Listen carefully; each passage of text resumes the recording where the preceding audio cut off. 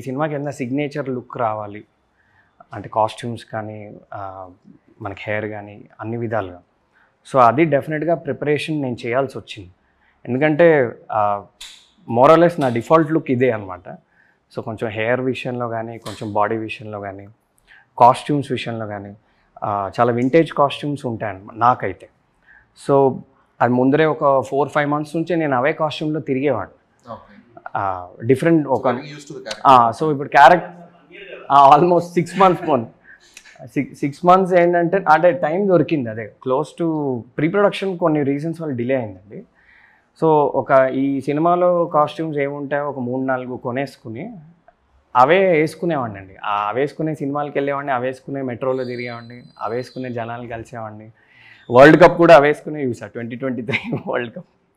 Okay, so అది కొంచెం help అయింది నిజంగా. ఎందుకంటే అవి కొంచెం నేను రెగ్యులర్ లైఫ్లో వేసుకునే కాస్ట్యూమ్స్ కాదు. సో అది నా preparation. And of course dialogue ఇవన్నీ అయితే ముందు నుంచి ప్రిపేర్ అవ్వడం, అండ్ సార్ కూడా రిహర్సల్స్ వాటన్నిటిలో అవి ఎటు ఉండేవే.